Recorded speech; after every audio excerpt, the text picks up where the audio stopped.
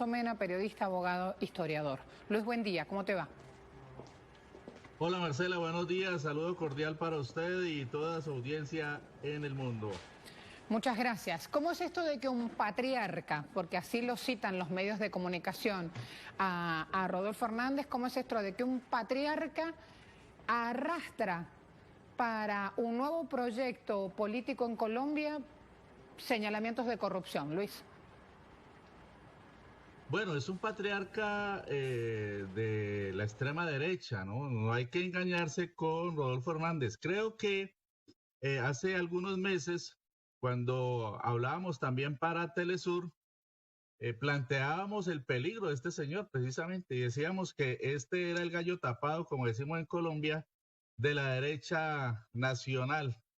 Decíamos que podía orar como un outsider porque este señor venía desde hace ya varios meses apuntando en la tónica de una prédica anticorrupción sin ninguna autoridad realmente, porque figúrese usted, Marcela, que este señor tiene un proceso, está imputado, es decir, está acusado ya desde el punto de vista jurídico, desde el punto de vista del proceso judicial, está oficialmente imputado por corrupción, por un negocio multimillonario relacionado con asuntos de la contratación para el tratamiento de las basuras en Bucaramanga, en el que él obraba en favor de su hijo para obtener una multimillonaria coima, como dicen ustedes, una comisión, como se dice acá, irregular, de tal manera que no puede posar de lucha contra la corrupción una persona que está imputada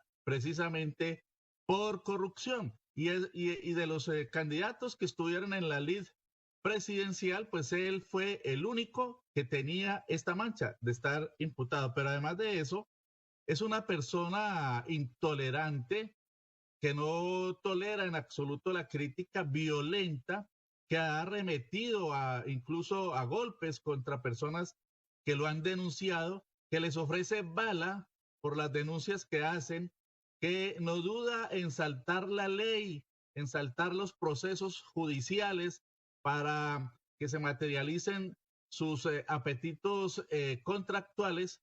Y en tal sentido, entonces, estamos en presencia lamentablemente de un enorme riesgo para una población que a veces no analiza bien las circunstancias y los candidatos, en presencia de la posibilidad de un Jair Bolsonaro, de un Donald Trump, de un Nayib Bukele, de un Rodrigo Duterte, el de Filipinas. Imagínese usted, son de la misma clase, de los mismos comportamientos y de la misma filosofía, entre comillas, aparte de que este señor, como los otros, es admirador declarado de Adolfo Hitler. Entonces, hay un enorme riesgo en Colombia frente a lo que ha ocurrido. Afortunadamente, la votación del pacto histórico del candidato Gustavo Petro y de su fórmula vicepresidencial Francia Márquez abren unas enormes esperanzas.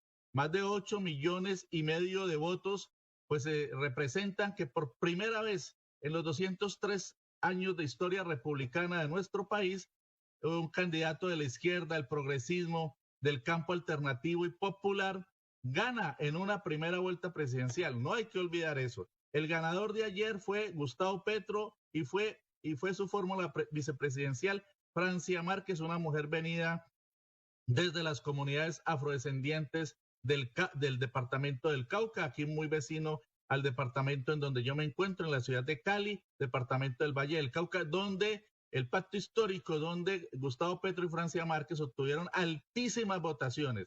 Valle del Cauca, Nariño, Cauca, Chocó, toda la costa atlántica votó por Gustavo Petro, incluso en sectores, en departamentos del eje cafetero como Risaralda y el Quindío también ganó Gustavo Petro, de tal manera que hay una enorme esperanza y la disyuntiva se plantea ahora, Marcela, en este sentido. Colombia elige a un corrupto violento de extrema derecha que además es el reciclaje del uribismo, ¿no? Es muy importante tener en cuenta esto. Ayer, automáticamente, de manera inmediata, cuando apenas estaban conociendo los resultados y ya las tendencias eran irreversibles, la señora Cabal, la senadora Cabal, María Fernanda Cabal, de extrema derecha neofascista, eh, produjo un trino en el que anunciaba su respaldo a Rodolfo Hernández. Exultante, feliz de la vida. Lo mismo la señora Paloma Valencia, dos de las senadoras de la ultraderecha uribista en nuestro país.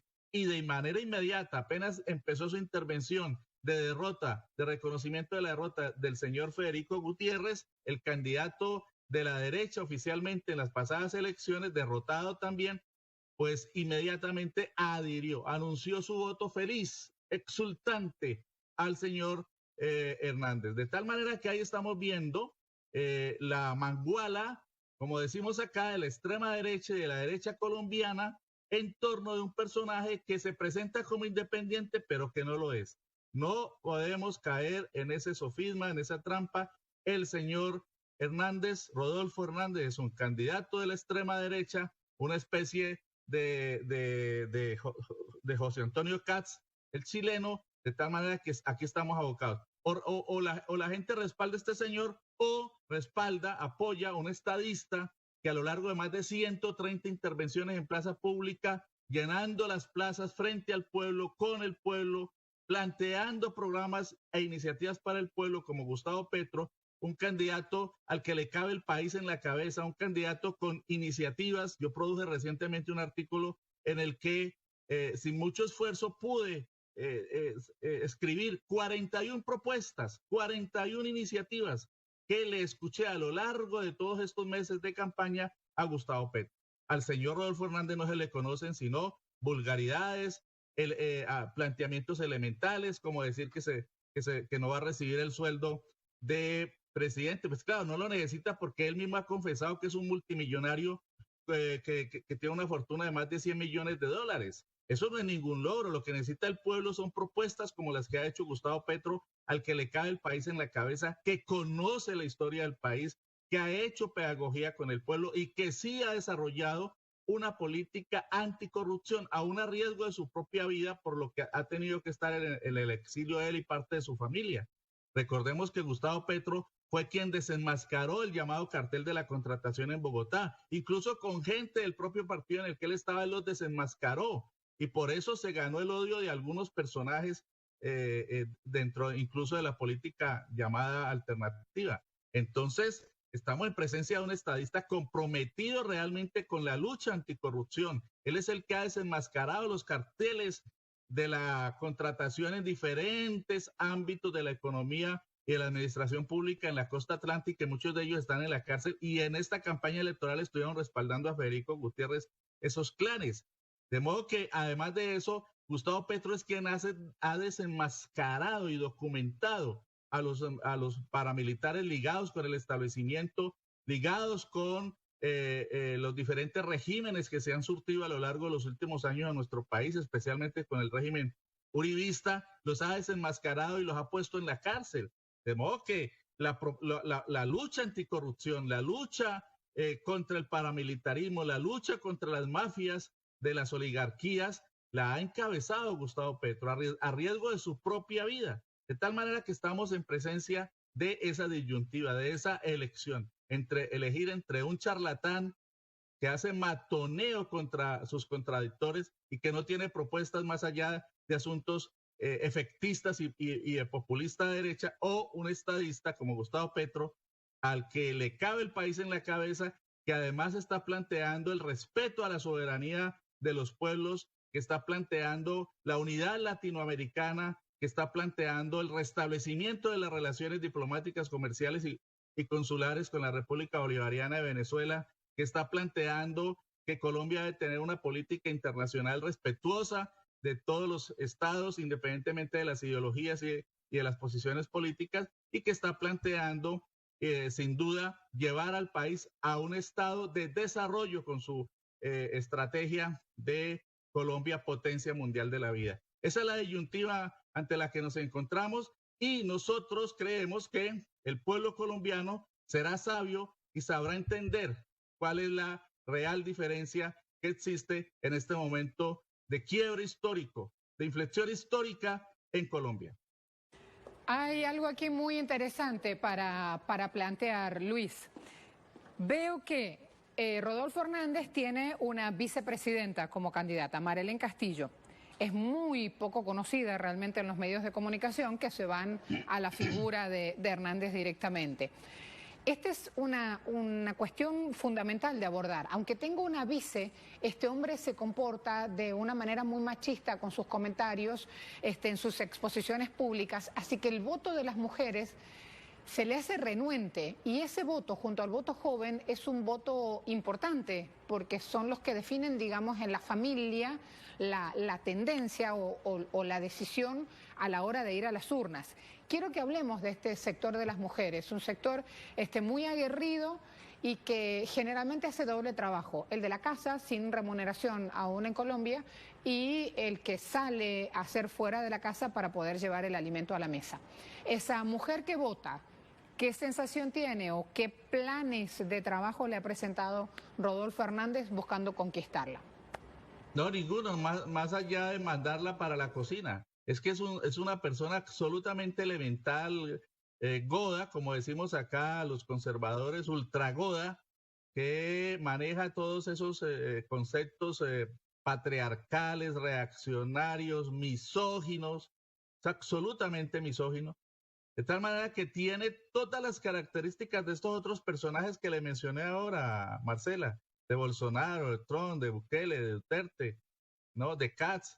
Es el reflejo de ese pensamiento machista, patriarcal, reaccionario, de ultraderecha, que lamentablemente le llega todavía a algunos sectores de la población, especialmente gente que no cuenta, pues, no ha contado con suficiente formación ciudadana, suficiente formación política, pero a la que hay que llegar con mucha pedagogía, con comprensión, haciéndole entender y concientizándola en el sentido de que quien plantea políticas realmente, y lo hizo a lo largo de toda esta campaña, pues fue Gustavo Petro. Petro, por ejemplo, imagínese usted, Marcela, plantea que para 1,5 millones de madres cabeza de familia, es decir, una enorme cantidad de mujeres que fueron abandonadas por sus esposos y con hijos. Para esas madres él plantea un subsidio mensual de medio salario mínimo, que son en este momento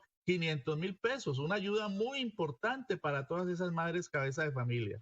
Para las viejitas que llegaron a pasar de los 57 años, edad pensional acá, hasta ahora, él plantea que para esas viejitas y los viejitos que llegan a la edad pensional, que acá para los hombres es de 62 años, y no alcanzan a pensionarse porque no pudieron cotizar o cotizaron muy poco en el sistema pensional, lo que está planteando Gustavo Petro es que se les reconozca también una pensión, de tal manera que tiene una enorme propuesta para las mujeres y para los desprotegidos de este país. Recientemente, en su discurso de cierre, que fue memorable el 22 de mayo con el lleno total de la Plaza de Bolívar en Bogotá, Petro empezó poniendo en evidencia pues toda la discriminación que hay contra la mujer y contra la juventud en nuestro país, y en el desarrollo de su discurso trajo a colación la historia de una humilde trabajadora que labora barriendo las calles al servicio de la empresa pública de Medellín, barriendo las calles, y fue abordada por un personaje del uribismo típico, recalcitrante, arribista de la extrema derecha, quien trató de perseguirla, de acosarla por el solo hecho de que esta humilde trabajadora tenía en su carro de basura dos pequeños afiches de Petro y de Francia. Y ese video de la señora se hizo viral y puso en evidencia cómo la extrema derecha en este país persigue a la mujer trabajadora. E incluso Petro dijo que, de ser presidente, esta señora pues haría parte de sus invitados de honor, lo cual refleja cuál es la importancia que da él a la mujer joven como esta trabajadora, a la mujer obrera, a la mujer humilde, a la mujer trabajadora como es ella, a la mujer de los barrios populares. Y recientemente, antes de la campaña, se reunió con ella y con su pequeño hijo. De modo que en materia de política hacia las mujeres, pues Gustavo Petro está mucho, pero mucho más adelante del señor Rodolfo Hernández. Y creo que en esta segunda fase de la campaña electoral, todo este sector feminista va a estar al lado de Gustavo Petro. Y muchísimas mujeres que ven en peligro el futuro de sus hijos, porque es que a las mujeres también hay que verlas en lo más amado de ellas, que son sus hijos, y sus hijos van a tener la posibilidad de educarse desde el preescolar, desde los 2 o 3 años hasta la universidad de manera gratuita en los establecimientos públicos de educación. Él ya tiene todo eso presupuestado, va a hacer un salto en el presupuesto nacional de 4 billones que es ahora a 14 billones de pesos, es decir, un salto de 10 billones de pesos para financiar la educación pública gratuita y de calidad, sobre todo la universitaria, que en nuestro país no existe, porque aquí la educación es supremamente cara, es supremamente costosa, excluyente, segregacionista. Y millones de jóvenes se ven desplazados de la posibilidad de acceder a la universidad. Pues aquí muchas jóvenes, muchas muchachas y muchachos universitarios o en edad de acceder a la universidad, pues van a poder hacerlo pues, con esta política de gratuidad en la educación pública como corresponde a un Estado para todos los jóvenes y todos los niños y los adolescentes de nuestro país. De modo que esas políticas están muy claras. Él ha venido desarrollándolas a lo largo de toda su campaña y bueno, es nuestro pueblo el que tendrá que decidir entre escoger esas políticas o escoger el salto al vacío, el suicidio, como él lo denominó ayer. Él ayer, esa frase que usted leyó al inicio de este espacio que reproduce el periódico El Espectador es un reflejo de lo que está ocurriendo, ¿no? Mientras él ha defendido, ha luchado contra todos los males de este país, mientras Petro ha luchado contra la corrupción, poniendo en riesgo su propia vida, el señor Rodolfo Hernández hace videos de TikTok contra la corrupción, ¿no? Que ha sido su campaña. Su campaña ha sido eso, la payasada, la pantomima, típico del candidato de extrema derecha populista, ¿no? Que se asesora con gente que maneja redes y trabaja por ahí. Nunca asistió a un debate. En los últimos meses, en las últimas semanas, se negó a asistir a los debates. Guardó silencio porque es una persona absolutamente incompetente en el discurso. Es elemental, es de frases cortas, no tiene un programa que uno pueda decir, hombre, está pensado, está orientado a atacar los principales problemas del país, tiene un programa estructurado. No, lo único que él plantea son frases sueltas, efectistas, y lamentablemente, pues, como decía, hay gente que cae en esa trampa de las ofertas desconectadas, desilvanadas, efectistas, y no analiza el horizonte, no analiza lo estratégico y sobre todo no visibiliza quiénes son los que realmente pueden plantear la salida de la crisis de nuestro país. Pero creo que estamos ante una disyuntiva histórica muy importante y soy muy optimista en el sentido de que el pueblo colombiano finalmente saldrá avante y elegirá a la fórmula del pacto histórico Petro y Francia, presidente, el 19 de junio de este año. Muchas gracias, Luis. Me quedo desde aquí también con unas palabras de Petro. Se acaba un periodo, se acaba una era, finalizó mal en medio de la trampa, pero finalizó. En Twitter.